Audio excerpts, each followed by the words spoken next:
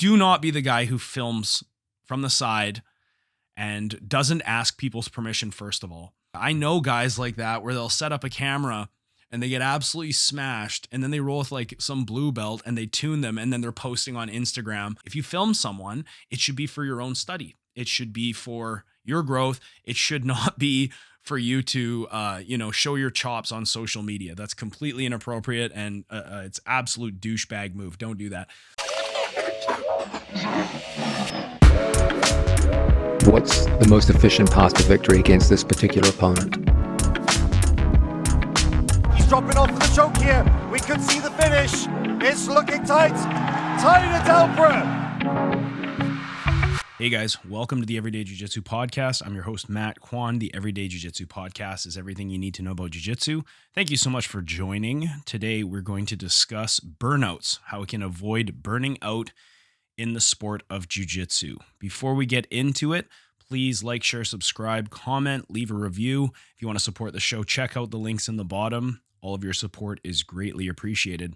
Also, before we get started, I mentioned in the last episode that I was fighting Corey Guittard from 10th Planet Calgary it would have been last Saturday by the time you hear this, but this is a pre-recorded episode because I am fishing this weekend.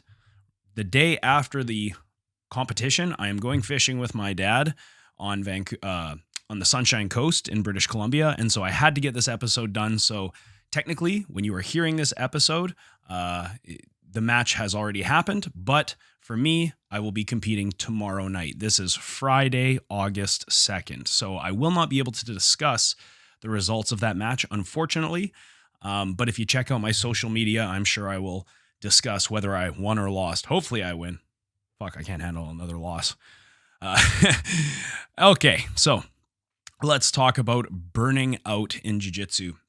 First of all, let's discuss the signs of burning out. And for those of you who have trained for long periods of time, I'm sure you've definitely felt this. Anyone at least who is super consistent, serious about jiu-jitsu, anyone who has jiu-jitsu as their profession has definitely dealt with burnout. And I think it's pretty easy when you are like 1 or 2 years into jiu-jitsu. It's easy to just kind of be so excited with how new the sport is to you and how fun it is. And you kind of have like perceived success in the beginning. And it's super fun. You learn these moves. You can feel yourself getting better. But then fast forward 5, 6, 7, 10, 12, 15 years down the road, and you're going to start feeling the training more, especially as you age. And the more you learn, you realize the more you don't know, right? So signs of burnout are, first of all, you don't feel like going to class anymore. And this could be a real tragedy. If you don't want to go to class because you're tired of training, what's that telling you? It's probably telling you that you do need to take some time off. You do need to rest. You're probably training way too much. And we're going to talk a little later about taking time off, how much time you should take off. But if you don't want to go to class, this is a good sign that you're starting to burn out. Generally, I would say for the most part, practitioners in jiu-jitsu enjoy going to class. Keep in mind, you do not even have to train. If you go to class, you can just watch class. You can just watch people roll and just sort of exercise your mind while you're there.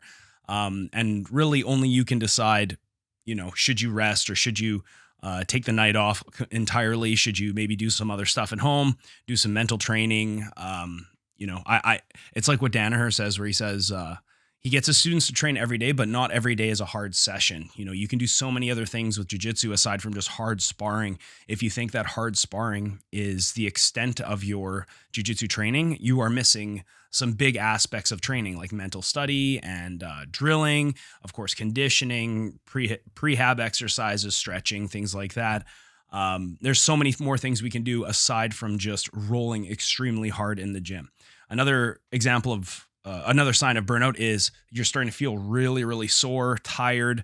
It's hard to do everyday activities. Now, I think most of us who train every day do feel some degree of soreness and tiredness, but if it's to the point where, it's really starting to affect how you interact with people in your life, how you interact with people at your job, your ability to get the job done, maybe it's affecting your sleep, different things like that, that could be a sign that you're starting to burn out, right? Or maybe you're just becoming jaded with jiu-jitsu. And now at this point, we're like, no, you know what? I really don't want to fucking go there anymore. I don't even enjoy it. I'm sick of the sport. It's not even something I want to do anymore, when before I used to love it. This could mean that you're maybe getting too much jiu-jitsu in your life. For me, everyone's different. That's sort of the caveat to this. Everyone is different. Everyone has a different outlook on how much they can train. For me, I'm like pretty obsessed with jiu-jitsu. So even days where I don't want to train, I still go in and I train. But maybe I manage my energy expenditure a little bit more. And maybe other days I train harder than others. I've even had this conversation with one of my black belts he's about 32, I'm 36. So as you get, to the older ages, I say older ages, some people would think 32, 36, that's young. But like as you get past 30s, mid 30s, you really do start to feel the training more. And it is true. You have to manage how often you're going hard. And we were having this conversation. He was saying, I used to be able to go 7 days a week as hard as I want. And now, man, I'm like, I have to actually limit the amount of rolls I have, because if I go every night and I roll hard every round, I just feel absolutely exhausted. Another thing would be to make sure that you are getting like your blood levels checked, getting all of your hormone levels checked, making sure, especially once you get to 30, that you're not deficient in certain nutrients and certain hormones, because this can actually really affect your mood, affect your ability to recover. And I recommend that everybody just runs a blood panel on an annual basis, at least once they turn 30, just so they can sort of see where everything is at, because there could be reasons why you're feeling a certain way. There could be reasons why you're in a bad mood or why you can't recover where everyone else is recovering. And so sort of finding that balance is really, really important, especially for aging athletes who train very, very consistently. And like I said, if you become jaded with jiu-jitsu and you're just really are sick of it and you don't even want to be in a gym environment, or you don't want to be around jiu-jitsu, that's a really good sign that you need to take some time off. Don't feel like you need to force yourself to do something you don't want to do, especially when it's supposed to be fun. Jiu-jitsu is supposed to be fun. Another thing would be you're starting to get injuries that are adding up, and maybe past injuries are not healing, and you're not giving your body enough time to let these injuries heal. And I've done this. I remember when I was in my 20s, I would be able to train through a bunch of injuries, and it didn't really affect me too much. Even injuries that I got in my 20s, I now even start to feel more now than right after they happened, which is super weird. I remember I fell on my shoulder once in training and I felt it pop. I think I perhaps separated the AC joint, and I took a month off, and then I was able to go back in again, no problem. It didn't even bother me. But now I'm 36. I actually feel that issue in my shoulder way more now than I did in my 20s. So things will haunt you if you're not careful. If you don't give yourself enough time to heal, if you don't do the physical, the rehabilitation exercises that can keep your body healthy and keep all your joints in check. I realized for myself, like I've discussed on the podcast, I had an autoimmune issue that has attacked my joints. But for me, joint health is the number one thing that I'm trying to make sure that I'm keeping a good check on as I age. I got to keep my knees, my shoulders, my hips, everything in check, because this is how I make my living, right? And so doing physio exercises, doing cars, doing different things that can, prime your joints for training and competition, and just keeping your kind of treating my body like a well-oiled machine, like a car, and looking at my body as an investment has really helped me address injuries. And it's not like it's something where your body will ever be 100%, especially once you get to mid 30s. It's pretty much impossible for your body to be 100%. But when you do have a ton of injuries that just aren't healing, you should probably stop doing damage to your body in training, because that is what we're doing. We are damaging our bodies just by the physical nature of jiu-jitsu. And it's probably true that your body needs some time to heal. All right. So how much time should we take off? And what should your week look like? Like, how much output should you put onto your body? Even if you're training extremely safe and you're not getting injured a lot, you're still putting a ton of miles on your body after 10, 15, 20 years of jiu-jitsu. It's pretty much unavoidable. And injuries will happen. It's bound to happen. Again, with the caveat that everyone is different. Everybody recovers at a different pace. Everybody has different genetic makeup, and everybody's going to approach recovery differently. For me, I think that it's important to have at least one day a week off. And I also think during that day off, it's important to think about jujitsu. Even if I'm not training, I still want to think about jujitsu. I still want to watch like 10 minutes, even just something on YouTube, something where I can take an insight or a technique even and just sort of add it or consider it, think about it, just so your brain is still thinking about it. And I'm happy with that. If it's one day where I'm doing that, that's great. And then I'm back to work the other 6 days. And like I'd mentioned earlier, I might very well take 2 or even 3 days out of the week where I'm not sparring incredibly hard, where I'll try to roll without really increasing my heart rate. And, this takes a lot of awareness and experience. And obviously you need the technique to be able to roll with people without raising your heart rate. So it took me time to get here. But I think that that's a good goal to have. Not every training session needs to be going in there and rolling as hard as I can, right? And then there's other sessions where during the week, 2 or 3 days, where I will say to myself, okay, these are the days I'm going hard. Like I want to win these rolls, or maybe if I'm prepping for a competition, I really got to think about that. I want to do well. I want to get my heart rate up, and I want hard rolls for these days. And so as you go further and further in the sport, and especially as you age, you will be able to sort of find a sweet spot and try to find that sweet spot. Don't think that your body's invincible and that you can train 100% every day. It's just not a sustainable strategy, especially as we age. And Father Time does catch up to all of us. And as somebody who's 36, I remember when I was in my early 20s doing jiu-jitsu, and everyone was like, man, Matt, you're like, I was into all this modern shit, right? And they're like, Matt, you are the new generation, they used to say. I was like, yeah, that's cool.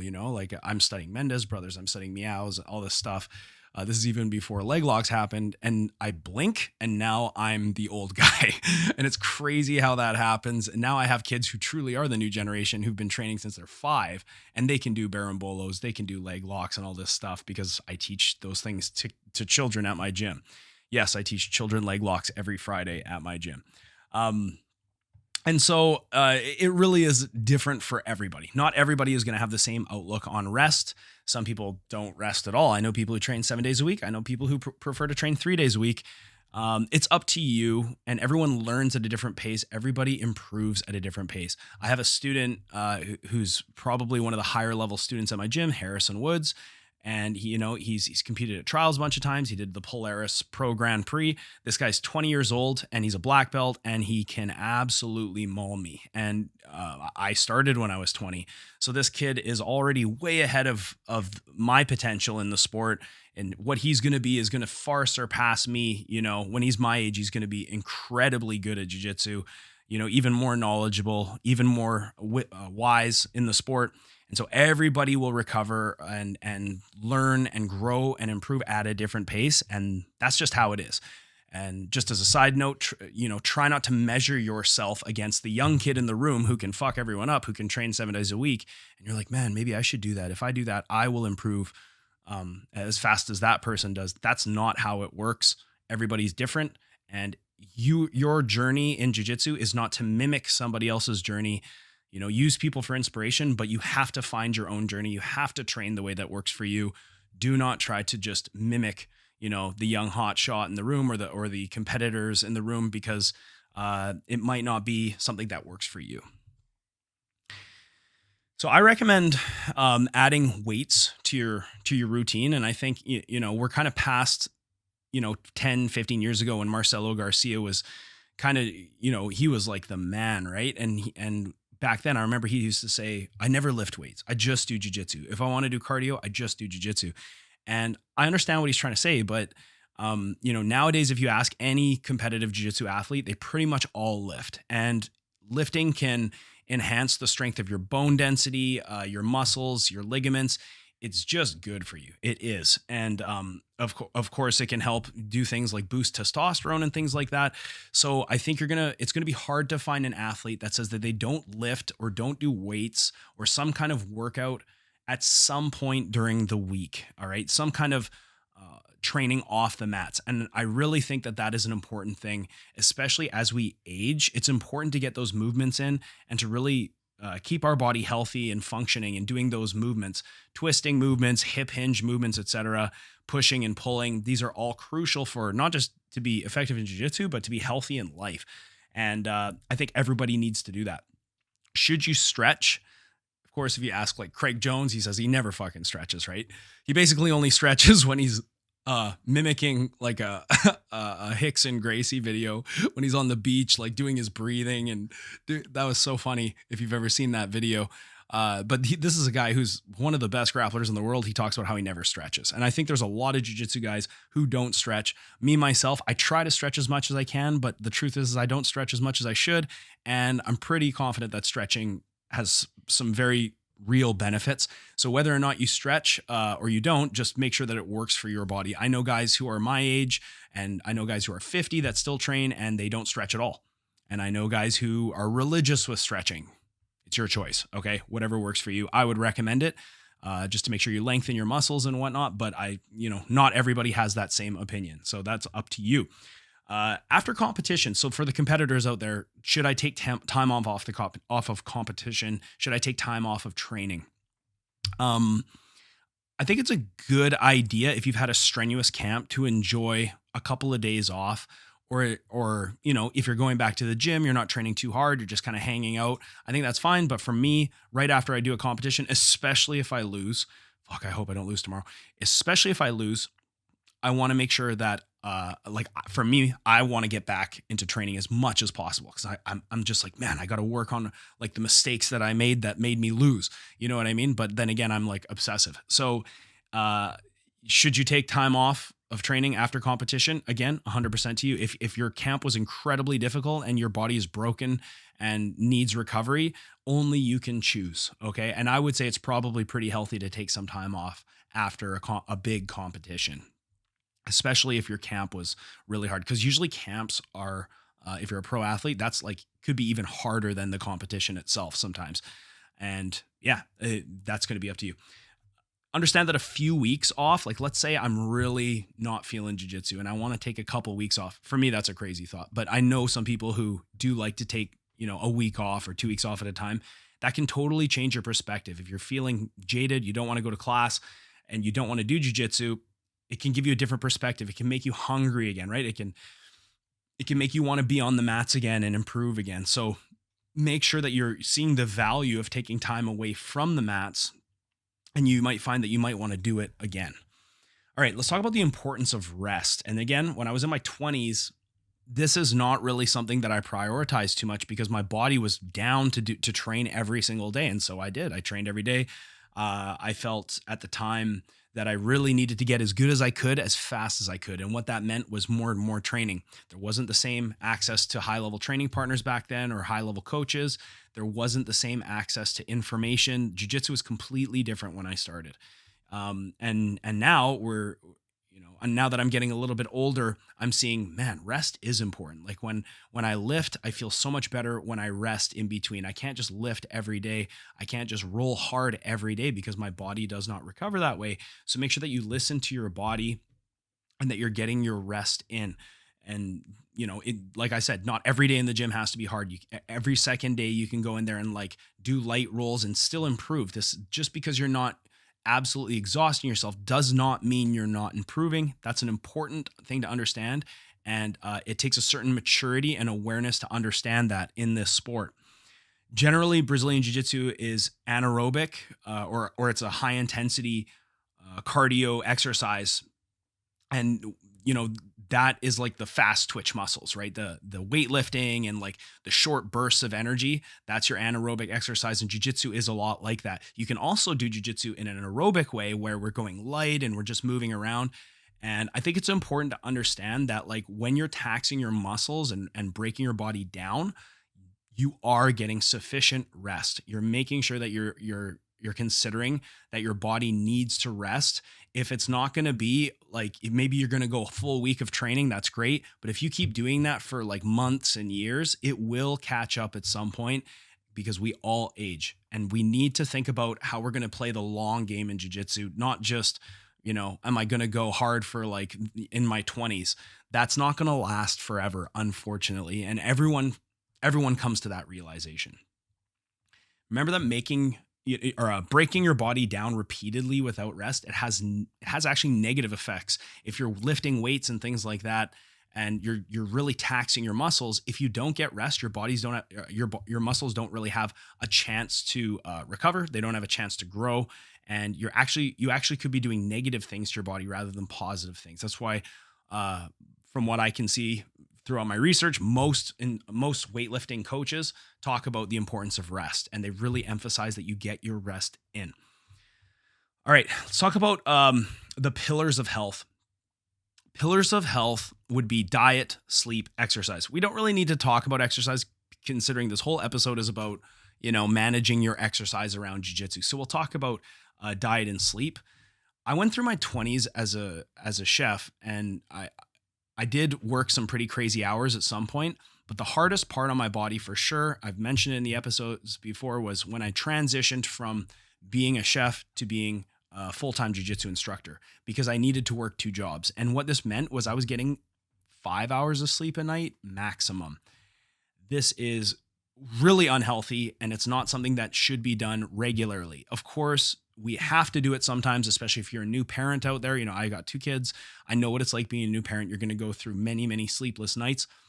But the truth is that is incredibly unhealthy for the in the long-term scheme of things. You need to make sure that you get your REM sleep, your deep sleep, all these different types of sleep. Even if you're getting like 6-7 hours of sleep a night, that doesn't necessarily mean that you're getting like good REM sleep. And I'm not a scientist. I can't really tell you the benefits of these different types of sleeping patterns, but I do know that the REM sleep has to do with a lot of recovery, a lot of your mental health, how your brain kind of files away things that happened in the previous day. I would recommend getting some kind of a health, like a sleep metric monitor, like a lot of smartwatches offer these things where you can see your HRV and you can check your REM sleep. It'll show you exactly how you slept that night. Like I have an Oura ring. I'm considering getting a Garmin watch instead because they're so cool. But you can go into this app and it'll tell you exactly the kind of sleep you got. And you might be thinking you're getting good sleep, but actually something's affecting your sleep. And so I think it's important that we, take advantage of these health monitors and this technology that we have to see our sleep. What kind of rest are we getting nowadays? Now that I'm 36 and I've done my stint where I did like 3 years of 2 jobs trying to get my gym started, and I made my successful career transition. Nowadays, every chance I get to get full sleep, I take it. I'm not one of those guys who, I don't know if this is actually what David Goggins does, but it's like go to bed by 10 every night, wake up at 4 a.m. or whatever, got to get up at 4 a.m. because I got to get the day started. It's like, no, if I can sleep in, I'm going to sleep in because I feel like I've earned that because I know what it's like to not enjoy the sleep, to not get access to that sleep that my body was like crucially needing. And now I feel like I actually probably did a lot of damage to my brain and my body by not getting the rest during that time. And so now any chance I get, I take advantage of the sleep. And other things that can affect your sleep, are you abusing drugs and alcohol right before bed? Are you looking at bright screens right before bed? Are you taking caffeine right before bed? Sometimes these are all things that I do. Okay. I'm not a prude. I'm just telling you what I have heard other professionals say. And I think everyone is guilty of that. Some people have a drink in the evening, or I love having a coffee, sometime in the early evening. I love coffee. So for me, coffee doesn't affect my personal sleep, but I know that there's studies that caffeine can affect like REM sleep and things like that. So just be aware and make your best decision, but do not neglect your sleep. As far as diet is concerned, I am probably the last person who should be giving dietary advice. If you listen to my autoimmune episode, you know that I had autoimmune issue. And basically the way that I put all of my symptoms in remission was moving to an animal-based diet of lots of meat, organs, raw dairy, fruit, sweet potatoes, rice, honey, right? It's basically what Paul Saladino does essentially, but I've added rice and sweet potatoes and things like that. I know he doesn't eat those things. And I have coffee. I do have treats. I have ice cream. But I can't have things like gluten and other grains. Like I can have rice, but I can't have like wheat products, and I stay away from beans and lentils and nuts and legumes, things that people say are generally healthy. I stay away from those. So I'm the last person who should be telling you about your diet. Diet is based on the individual. I know people who don't eat meat at all and they look and feel incredibly healthy. It's entirely up to you. I'm not here to preach the animal-based diet or a carnivore diet. I hate people like that, actually. I'm just saying what worked for me. And I would recommend, if you're doing jiu-jitsu often, you should get carbs in your body. You should not be going on a what kind of diet would that be? Like a no carb diet where you're just eating like fats and things like that. I think that diet it definitely has some benefits to it, especially if you're looking to lose weight. But because jiu-jitsu is so anaerobic, like you really do need glucose. You need carbs for your muscles to function. And I don't think it's good to do such an intense sport, or any athlete should be doing intense exercise without ample carbohydrates. For me, I feel so much better when I get carbs in my diet. I've gone no carbs for a while. I did do that at the beginning of my dietary phase when I started my autoimmune protocol. And I have to say that once I reintroduced carbs through rice and fruit, my body did feel so much better. My training felt so much better. That's just my personal experience. Let's talk about plateaus. So plateauing is where you feel like you're not improving. Okay. And the interesting thing about plateauing is you might be improving, but you can't perceive your own improvement. I said earlier in the episode that when you start jiu-jitsu, you can really perceive your improvement. You can say like, man, like last week I was having issues with this person X of the same rank, but in 2 weeks from now or whatever, let me rephrase that. A few weeks ago, I was having issues with this guy, and now I'm able to keep my guard with him. I'm able to pass his guard. I'm able to sweep him. I'm noticing that I'm starting to get ahead in our training. And that's really, really cool. And it's one of the most exciting things. That's why a lot of people get hooked on jiu-jitsu, is because they notice these little improvements, right? But you got to understand that the more you do any activity, but especially in jiu-jitsu, the more you're going to realize like, man, this is actually like a really long, hard journey. And I'm starting to not be able to tell if I'm improving. I have a lot of people tell me this stuff and they're like, I can't tell if I'm getting better. You know, you're the coach. You tell me, am I getting better? And I'm like, well, yeah, I do believe you are getting better, but it doesn't mean that you can always perceive it. I even remember John Danaher had made a post about this on Instagram probably 2 days ago. You guys should all follow Danaher because he drops like awesome nuggets of insight about jiu-jitsu every day. He basically says you're not going to perceive your improvement all the time, and that is sometimes can really break people down. When they can't see their improvement, they start to doubt themselves, and they start to doubt if they're enjoying the sport, if they're doing this for nothing, and people that they used to be good with in the training room, they used to be able to hang with these people. Now they're starting to take roles from them. Again, like I said earlier, everybody improves at a different rate. And even as you're improving, so too are your training partners. And that's where it can be difficult to see, am I getting better or worse, right? You do have to trust the process to some degree. To avoid plateaus, are you training with the same people, right? If you only train with the same people, how will you ever see different styles? How will you ever measure yourself against other people of the same rank and size, right? The same people will start to learn each other's games, and they'll start to shut each other's games down. That doesn't mean that somebody of the same rank and size from another gym could shut your game down if they're not used to how you fight, and vice versa. You might not be able to shut their game down. Training with a diverse group of people is very, very important, especially I think in the earlier ranks. Cross training is super important in jiu-jitsu. If your coach tells you you're not allowed to cross train, I really do recommend you go to a different gym. Do you avoid hard training? I'd mentioned earlier in the episode that we shouldn't be training hard every single day. That's my belief, training 100% every single day. But if you're always avoiding hard training, that's also not good. It's a balance. Find a balance where you are challenged enough so that you can feel the stress of hard training, but not so challenged that your body is getting completely broken down and you can't recover and you're really starting to hate things.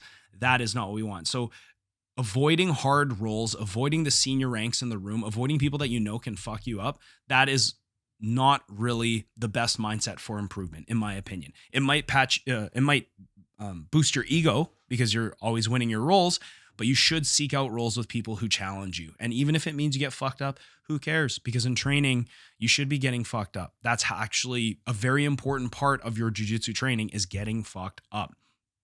Do you try the same things? Do you play your only one game in training? Try not to do that. Try to put yourself in bad positions. Try to put yourself in new positions. Try to put yourself into defensive cycles where you have to work your way out. Everybody knows this. This is super important. And do you have a growth mindset? I know people who have done jiu-jitsu for like 20 years, 30 years, and they're just like done with learning. They're like, yeah, I just come in and I train 2 times a week. And if you start showing them a technique, they just don't even care. They're just like, yeah, that's great. They're like, I got my black belt, so I'm good. I don't need to know anything. If you have that mindset, all the power to you, but you are not going to be able to hang with the young kids who know leg locks and inversions and all types of stuff. You're not going to, if you don't keep trying to learn in this game, it's incredibly difficult to stay competitive. And unfortunately, you will kind of be known as that guy who is outdated. And that's one of my biggest fears, actually, is as I age, the younger generation looks at me and they're like, yeah, well, Matt kind of gave up a couple decades ago because he thinks he knows everything already. That's the number one thing I want to avoid as a coach and as a practitioner. So kind of depends on your mindset, but I recommend a growth mindset or a Kaizen mindset. We're always trying to improve our systems. Everything we do in life, we should always be thinking about like, okay, how can we tweak things to try and get some degree of improvement? All right, competitions. We talked earlier about taking time off after a competition. Understand that professional competitors focus only on competing. And so they don't really have they might not have a podcast. They might not have even a gym that they need to run. They might not have a job. They can just put all their energy and time into training. And if they do that, they're going to have more energy for training. If they don't have a family, they're going to have more energy for training because they're not dedicating their energy to their children and a day job and things like that. Do not compare yourself to people like this. They have more energy to allocate to training, and you should not be comparing yourself to somebody like that. You should be, you are your own person. You have your own journey. Your life is not theirs. Do not try to mimic a high level, world level athlete's training regimen. It might not work for you. Don't put pressure on yourself to compete as well, because competing's not for everyone, right? Competing is not a measure of your worth as a person or as a martial artist. It is an extra challenging. It's another dimension that is challenging in the sport of jiu-jitsu, and not pretty much. I would say most people in jiu-jitsu don't compete, and a small percentage of people will try competing. Some people do it a couple times. Some people will compete for years. Everybody has reasons why they don't compete, and you should not pressure yourself to do that. That's not going to help you avoid burning out, is signing up for a competition and trying to ignite your fire. That is not something that's going to help. So if you want to compete, you have to do it for your own reasons, right? And I do it because it's fun. Well, to be honest, it's not fun. It's actually, I tell myself it's fun, but it's not really fun. It's not the most enjoyable process because you're putting your body through a lot of psychological, emotional, physical stress. But as a challenge, it's very, very, it's very good test for your body and for your skill and your technique. It's a very good challenge of your fortitude. And for me, it's a great marketing strategy because I own a school. So I do find it fun, probably because I don't hate losing. If you're one of those athletes who hates losing and you hate yourself if you lose, competition's definitely not going to be as fun. I had an athlete because, a lot of us are competing on the card tomorrow. It was a girl, and she asked me, do you find competition fun? And I'm like, kinda. And she's like, well, I really want it to be fun, but it's not fun for me. And I said, yeah, that's okay. Who says this has to be fun? Like you're agreeing to go in there and put all this pressure on yourself, and nobody cares if you win or lose. You care, but nobody, I told her, here's the truth. Nobody gives a fuck whether you win or lose. It's all in your head. And if you hate yourself, if you lose, it's going to be a miserable experience. If you kind of just enjoy it and don't take it too seriously, and if you lose, you're like, that's a learning opportunity. I didn't fail. I just look at it as another opportunity to learn. If you have that mindset, a growth mindset, then it's not entirely unenjoyable. So I say that it's not enjoyable. I do enjoy it, but sometimes I do wonder, why do I still do it? Like, I'm 36. I'm not going to win ADCC. What's the point of doing this? It's like, well, it's a fun challenge. It's something that focuses me. When I know that I have to compete in a month or in a couple of weeks, like, I have something in the back of my mind reminding me why I'm training. I have something to work towards. I have a goal. And honestly, the highs of winning are super fun. Like, when you feel that high of accomplishing a goal, you set a goal and you accomplish it. It's a great feeling. And it's worth it for me to try to achieve that feeling than to never try at all, and to kind of live with regret or wonder, could I have won or whatever, because you never know if you don't try.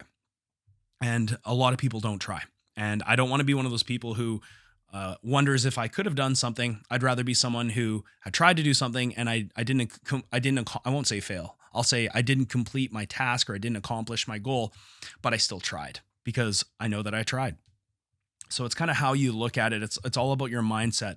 And I told her, I said, if you absolutely hate the process of competing, you probably should not compete. Like, why would you put yourself through that if you hate it? But if you find it fun, if you like, if you like the crowd, if you like the lead up to it, if you're willing to lose to achieve something great, then it's a lot of fun. So understand why you compete, right?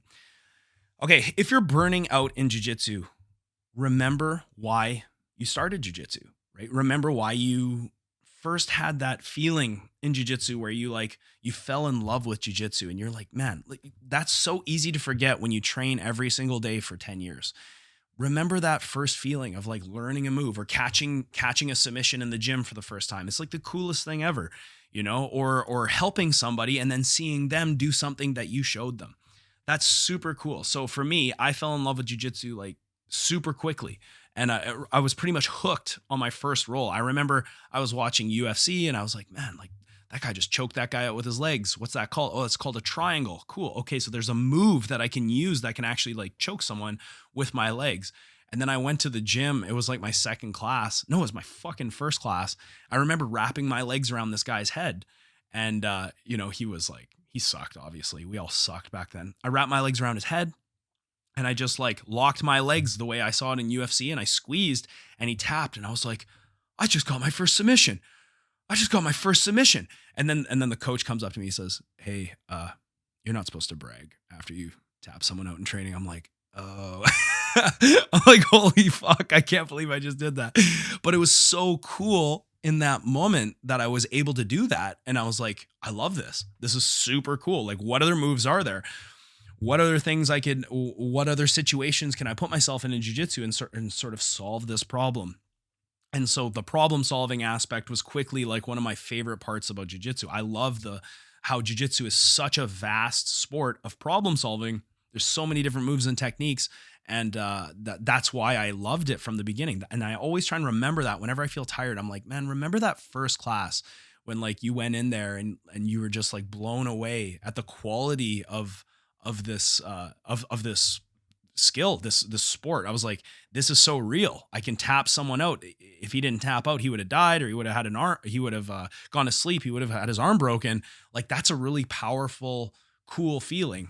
And so that's sort of why I fell in love with it. Obviously, I don't have to go on. You guys know about the mental and the physical, the benefits of jiu-jitsu. Like, if you're listening to this show, I'm sure you train, and we're all aware of those benefits. It's so good for adults, kids, everyone of all ages, any gender. It's super, super valuable for everyone, right? And you get to meet so many cool people. So I always think about like training through those difficult situations and trying to solve those problems. And that's what really interests me. So I always try and remember why I started when I get burnt out, and that can motivate me in the future.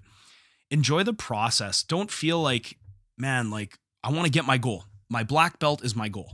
It's like, okay, then you get your black belt and you're like, okay, I completed my goal. And it's like, no, you didn't. You're a white belt amongst black belts now.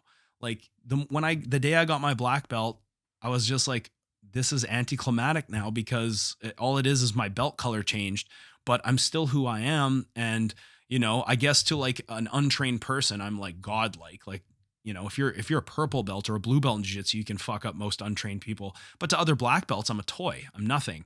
And so you really have to just enjoy that process and just understand that like getting your black belt isn't a good goal. It can be a great goal in like in terms of the long term, but if that's what motivates you, I don't think that's a good goal. I think that improvement is a good goal, consistency, you know, helping other people, these are all good goals. A belt is, it's not it's kind of, to me it's a byproduct of good goals. It shouldn't be the end goal, and you certainly shouldn't look at it as an excuse to stop learning or an excuse to stop training, for God's sake. Um, i always i always tell people, especially around the white belt level, when they're like 3 or 4 stripes, I'm like, hey man, you know, a lot of people quit when they get their blue belt. I kind of call it the honeymoon phase or the blue belt blues. And I've promoted people to blue belt and then they quit. And this is like a cliche in jiu-jitsu. And it's because they've put in probably, you know, 2 or 3 years at white belt. They worked hard to get their blue belt. And then they're just like, oh man, like nothing's really changed. I'm still here fighting people and it's fucking hard.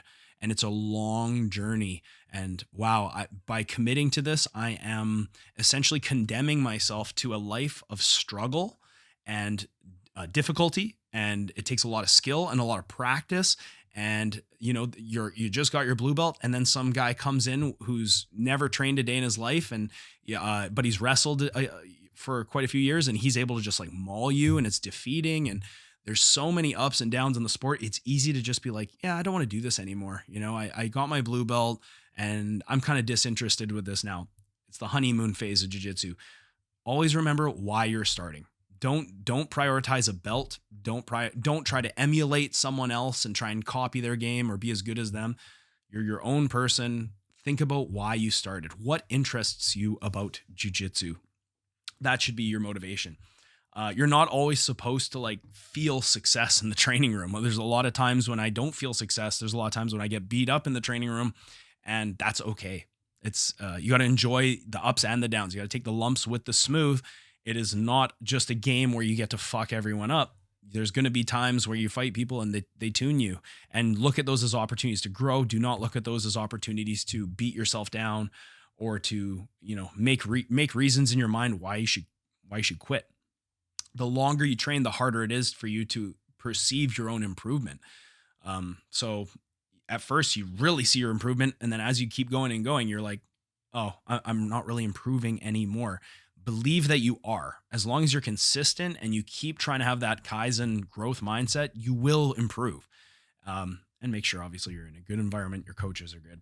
Think long game, right? Train for fun and think long game. Don't think about short-term goals. All right, let's talk about staying motivated.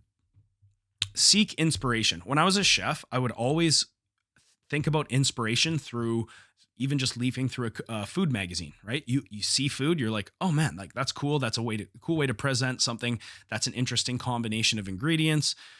That's an interesting way to plate something. Just by looking at it, just by looking at art, you can get inspired. And I think that that's really important. In jiu-jitsu, we can do the same thing by watching match footage. We can watch instructionals. It's just endless. There's infinite places to get information and inspiration from in the sport, especially nowadays with all the technology and all the resources we have. Take advantage of it. Make sure that you're getting inspired by what you see from other athletes. Watch match footage. Watch your teammates roll, because you watch your teammates roll, you can kind of like see from a third person view. Okay, like I kind of see the chess game that's playing out. You can't always see it when you're the one fighting. Train with different people. Like I talked about earlier, cross training is super important. And if you can, I think one of the best beneficial things that somebody can do is actually watch yourself roll. Try to set up a camera somewhere if you have it. If your coach and your training partners are cool with it. Do not be the guy who films from the side and doesn't ask people's permission, first of all. And then second of all, you're filming things, and then you fuck this guy up on camera, and then you're posting it. Do not be that guy. That should be for you. That should be for your own posterity and your own improvement for the future. You know, I know guys like that where they'll set up a camera and they get absolutely smashed, and then they roll with like some blue belt and they tune them, and then they're posting on Instagram about tuning them. Like, guys, that's a good way to get people to not want to roll with you and to never let you film them. If you film someone, it should be for your own study. It should be for your growth. It should not be for you to, show your chops on social media. That's completely inappropriate, and it's absolute douchebag move. Don't do that. Another way to avoid burning out is take on the role of a mentor, or, assuming that you're good. If you suck, don't do this. If you're like a white belt, don't be the white belt guy giving people tips. But if you're like purple and up, consider how you can play a different role in the gym. You're not just training for yourself, but you want to give back and help other people. This is very, very rewarding. It's not for everyone. Not everybody has that mindset. I know people who are competitors and they're pretty selfish, and that's okay, because competitors do need to be selfish. But if you're like purple, brown, black belt, I would recommend, start thinking about how you're going to help people, even if it's white belts, man. Like if you're a gym owner, you have to do this. If you're a coach, like that's part of you selling your product and you selling yourself. But if you're just like a recreational person and you just want to like help other people, they will remember that. And you'll gain a lot of respect and popularity in the gym. People want to work with you. People will come to you and ask you questions, and you'll just gain a great reputation as being a good dude. And it's like the role of an instructor is a selfless role, right? You're not being a selfish prick. You're thinking about how you can spread what you've learned to other people and pass it down. That's the way that this sport continues, right? Like for me, I just want to leave Vancouver when I die a better place of jiu-jitsu than when I entered. And it's already exploded since I started, 16 something years ago. So I feel like I am working towards that goal, but, it's super rewarding to give back and to pass on that knowledge and to grow the sport. Even if it's not within your gym, I want to see, even my competition gyms in the area improve the sport of jiu-jitsu. It's not just about me. It's what's the saying? When the tide rises, all the boats can float, or some shit like that, some proverb like that. Also, helping other people around you and taking on that instructor's role. For me, what I found, and I found a lot of jiu-jitsu fighters and wrestlers talk about this, is the more you teach, the better you understand what you're doing. And that is true. So if you want to really get a great understanding of something, take on the project of teaching it to somebody, and you'll gain such a strong understanding of that. And that was another motivation for me to be a coach. Obviously I enjoyed it, but I found that it was giving me, it was really helping me understand what I was teaching. And so I think that is a really great benefit of being a coach. You improve, your training partners improve, everyone improves. The level gets better. When your training partners are better, you get better, right? There's just no two ways around that. So instead of just investing in yourself and thinking, I got to get better, get everyone better. And then that way you will get better as a byproduct of that. Okay, last thing I want to talk about. This is the idea of gratitude, okay? Being grateful. And this is something that's easy to overlook. And I think in a society that we have nowadays, where we are so comfortable, it's hard sometimes to be grateful for what we have. We always just want more. It's like a hedonic treadmill, right? We always want more. We're always just chasing those endorphins. We're chasing dopamine, and we're trying to just always get more. We're never really satisfied. We're never grateful for what we have. Actually, a lot of people who practice religion, I'm not really one of those people, but a lot of people who practice religion are very, very grateful. And that's part of their practice, is being grateful. And so they're constantly reminding themselves to be grateful and reminding their kids to be grateful. Whereas I think, in our society, we've kind of gotten away from that, and it's easy to do that. And I'm guilty of that too. I'm incredibly guilty of that. And it's a learning lesson, honestly, in a jiu-jitsu context. So not, aside from our society and how that's going, in a jiu-jitsu context, like think about being injured. Okay. If you've never had an injury in jiu-jitsu, you probably haven't trained that long. Everyone eventually gets injured. But when I have an injury, like when I tear my meniscus and it really affects my training, my whole mindset changes. I'm no longer thinking about improving at jiu-jitsu. I'm thinking about just wanting to be normal again. I'm thinking about just wanting to be like, have my knee right so that I can train train the way that I know that I can train, right? Think about, here's like an analogy that I heard of. Think about like the man who's paralyzed in a wheelchair, right? For you, you're going through your life and you're like, man, I really want like this car, or I really wish that I got that raise, or I really wish that, I wish I could work things out with my wife. I wish my kids liked me. I wish that I could go on a vacation. I wish I could do this. And that man in the wheelchair, he's like, man, I wish I could be you. I wish I could walk. Like, and then it just puts it all in perspective. You're like, holy fuck. Like, I wish I could walk. That is crazy. I walk every day and I take it for granted. Then you see someone in a wheelchair and you're like, that guy's looking at me right now with all of my faults and all of the things that are going bad in my life. And he just wants to be able to walk like me. And it kind of just puts everything in perspective to be grateful for like our health, our little things. We heavily neglect our health in society. We are not grateful for our well-being and our health. And we choose to abuse our health every single day with the 3 pillars that we talked about earlier.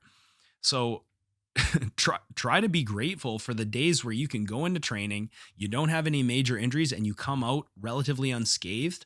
And you're just like, wow, that is such a blessing to be able to leave this competition unscathed, to be able to leave training unscathed. Every day that I go to training now, I know that it's an opportunity for me to get an injury. And as we get older, we are more susceptible to injuries. So I understand that. I'm not naive. I get it that what we're doing in this sport, injuries can happen all the time. They happen on a weekly basis and a daily basis in every jiu-jitsu school across the world, right? Injuries are unexpected and can just happen. Consider what it's like to get a bad injury and to not be able to train or not be able to walk properly, right?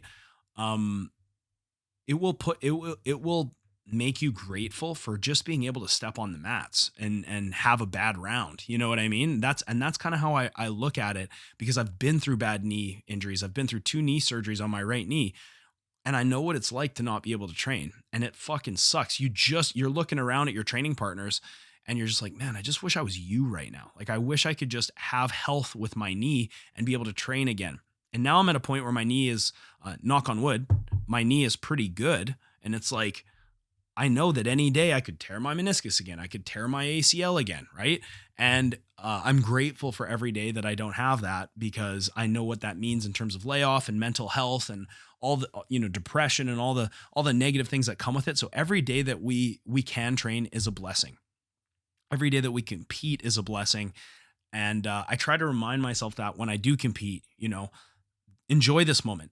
You're not going to be this young forever. You're not going to be able to compete forever. You're not going to be able to fight really good guys forever. You're going to get fucking old. Your body's going to break down. Enjoy these moments. Be grateful for these moments. Every injury can be a blessing. If you look at an injury as a setback and as an unfair thing that happened to you, and as something that isn't it's a part that is stifling your journey, it will be. But if you look at an injury as an opportunity to grow, or to study something else, or to be a better coach, or to improve other aspects of your game, then you will gain from it. Injuries can actually be good things, which is super ironic, and it's something that I've felt for myself before. When I get injured, generally I become a better coach because I can watch people. When I'm not injured, I'm training. And so I can't watch everyone the same, right? When I get injured, I think about how can I modify my game to work around this injury? And again, it's just more and more variables. It's more and more diversity in my training, so that I have to think about this handicap that I'm playing with, and you're going to improve in other aspects of your life. Plus, you get more aware that, hey, this certain thing, this certain scenario or movement got me injured. How am I going to avoid that again? I'm not, immortal. I'm immortal just like everyone else. I'm fragile and breakable just like everyone else. And so injuries can be a good thing. It can be an opportunity to improve, and it can be a blessing if you have the right mindset for something like that. And to be able to see the beauty and the gaining in such a shitty part of the sport, which is injuries. It's an abundance mindset, and it's just it can actually turn into a real positive if you use it in your favor. Don't look at an injury as like, oh man, like this is really affecting my growth. Look at it as an obstacle in your journey. It's going to happen eventually, whatever minor or major, whatever injury you have, and when it happens, you're going to overcome it. And when the day that you do overcome it, you'll see that you can overcome such a challenging thing. And yeah, that's all I'm going to say about injuries. Guys, I'm all done. I hope you enjoyed the show. Again, if you want to support the show, please check out the links in the bottom. If you want to know how I did in my fight last Saturday, by the time you read this, or by the time you watch this show, the fight will have happened last Saturday. Just check out my social media. I'll post something on there.